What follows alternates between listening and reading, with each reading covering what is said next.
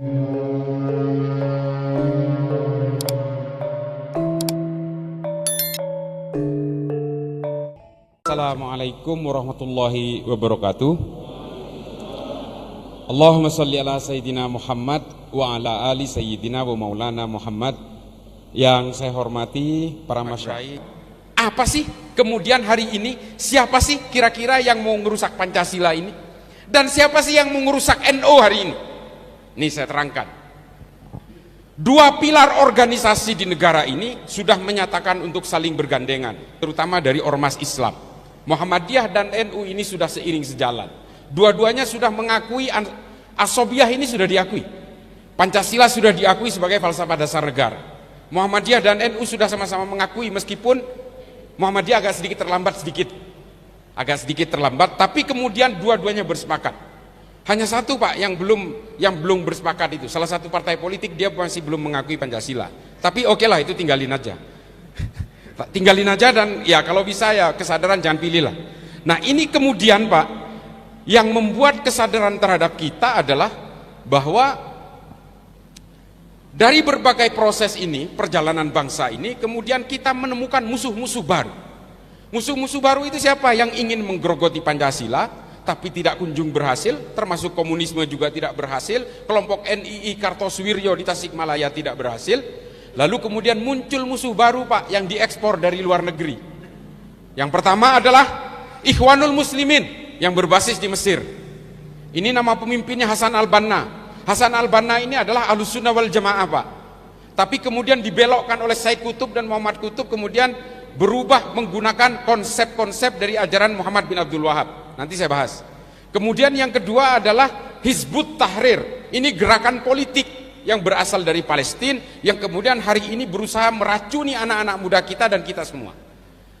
Yang ketiga adalah kelompok Wahabi. Ini jelas-jelas dari Arab Saudi. Nah ini yang kemudian menjadi tiga pokok utama yang harus kita lawan, karena tiga-tiganya ingin menumbangkan Pancasila. Dan tiga-tiganya ingin menumbangkan NU dan Muhammadiyah, karena NU dan Muhammadiyah dianggap sebagai penopang utama keberlangsungan Pancasila. Ini tiga paket ini Pak, tiga musuh dan tiga paket inilah kemudian yang berusaha ditumbangkan barengan. Jadi mohon maaf kalau di NU sekarang muncul faksi-faksi yang mengatasnamakan NU garis inilah, garis miring, garis putus-putus lah. Nah ini kan sebenarnya upaya pemecah belahan itu. Termasuk di Muhammadiyah juga ada faksi-faksi meskipun nggak kelihatan. Nah ini adalah upaya memecah belah, sebenarnya targetnya adalah Pancasila Pak. Tapi jalur pantulnya itu kalau main karambol itu ngebannya lewat NU dan Muhammadiyah. Makanya jangan sampai NU dan Muhammadiyah ini terhasut lalu kemudian rontok perlahan hingga lama-lama negara ini tumbang perlahan juga. Ini nggak boleh Pak, harus kita perkuat. Teman-teman dari para ulama dari Muhammadiyah perkuat, teman-teman dari NU perkuat Pak, karena ini udah kesepakatan bersama. Al-Asobiyah ini Piagam Madinahnya sudah fix, kita setujui bersama. Negara Indonesia ini kan negara nggak masuk akal Pak, benar-benar nggak masuk akal. 17.000 pulau, coba bayangin, 17.000 pulau, 800 suku, 800 bahasa kurang lebih, ada puluhan agama beserta aliran-alirannya, tapi masih tetap berhimpun menjadi satu negara. Nggak masuk akal Pak. Arab Pak, Arab, sukunya sama, bahasanya sama, agamanya bisa dibilang sama, karena Kristennya cuma 4%. Nggak ada agama lain kecuali Kristen dan Islam. Islamnya itu 96%. Sama semua Pak. Tapi coba lihat, ada Kuwait, Oman, Bahrain, Yaman, Saudi, Yordania. Ini negara perintil-perintil, kecil-kecil negaranya. Kenapa? Meskipun satu suku, satu bahasa, satu agama, mereka nggak bisa bersatu Pak. Nah makanya Pancasila ini, negara Indonesia ini kalau ada di Arab mungkin udah pecah menjadi 25 negara Pak. Tapi kita kan enggak, sampai sekarang masih bisa bersatu. Timor Leste itu lepas karena kita salah caplok Pak.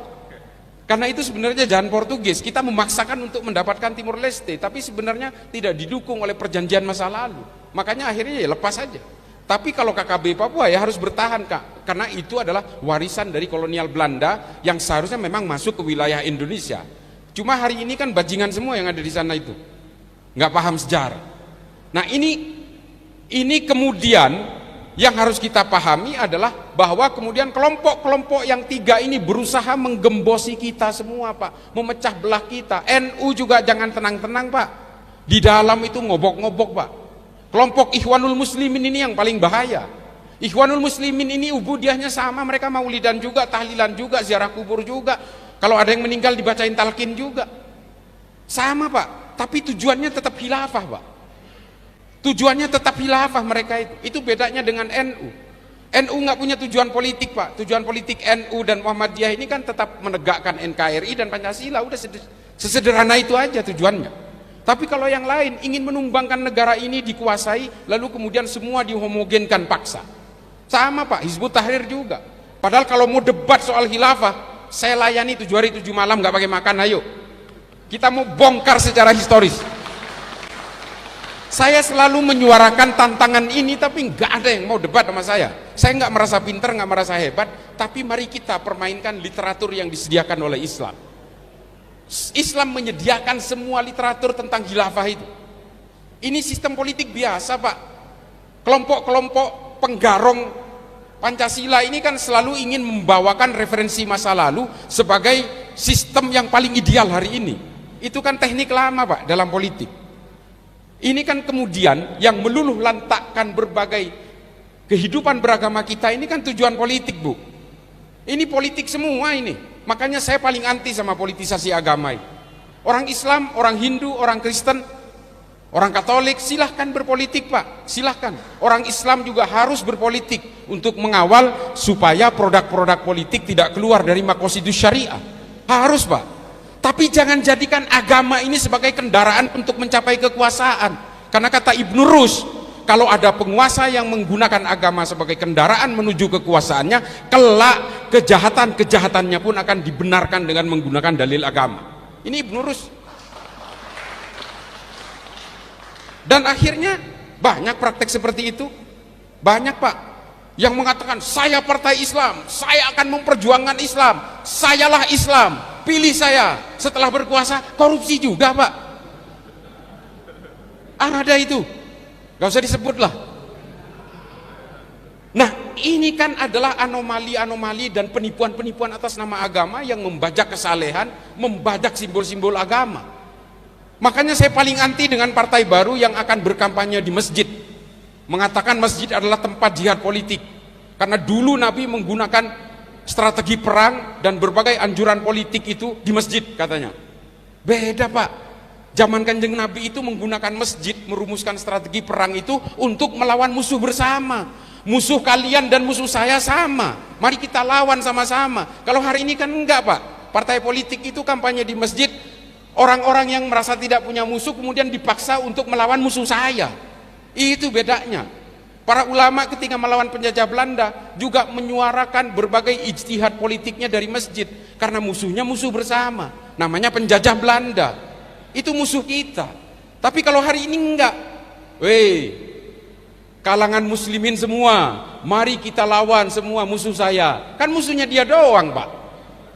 Hanya musuhnya dia yang disuruh lawan dan mengajak kita. Nah, inilah penyimpangan itu. Dan mereka yang suka berkampanye di masjid, saya nggak mau nyebutin capres lah, semuanya juga kok, semuanya sama itu. Saya memang nggak ada lah, udahlah pokoknya gini, sayangilah agama ini, jangan kemudian dijadikan kendaraan-kendaraan politik. Karena suatu saat mereka juga memiliki kejahatan, kita kan manusia biasa, Pak. Nah, kemudian orang-orang yang memaksakan untuk mengatakan, oh masjid harus punya jihad politik, ya lihatlah sejarah lah, bagaimana Khalifah Umar bin Abdul Aziz sampai mengeluarkan ketetapan bahwa khotib Jumat harus membawakan surat An-Nahl ayat 90 di bagian akhirnya. Nah, ini kan di masjid kita sampai dilakukan sampai hari ini. Itu kenapa? Karena dulu, Pak, masjid itu tempat caci maki. Ibu sekalian, dulu masjid itu tempatnya mencaci maki lawan politik. Kalau masjidnya itu masjidnya Muawiyah, lalu kemudian mencaci maki Sayyidina Ali. Kalau itu masjidnya Sayyidina Ali, tempat mencaci makinya Muawiyah. Dari dalam masjid mereka sholat bareng, sampai keluar itu bunuh-bunuhan.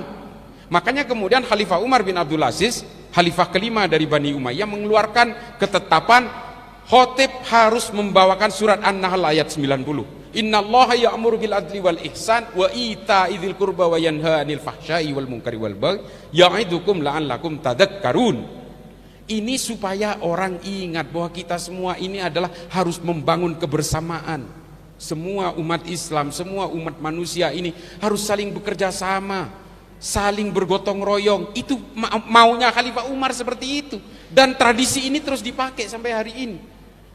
Nah ini mereka ini nggak tahu sejarah itu, bahwa berpolitik di dalam masjid untuk kepentingan kekuasaannya nggak boleh. Kalau menyuarakan kita, misalnya kita diserbu oleh tentara musuh misalnya, oh silahkan Pak, galang kekuatan masjid. Kalau perlu kita bagi-bagi senjata di masjid, nggak apa-apa. Kalau memang negara kita diserbu oleh orang lain.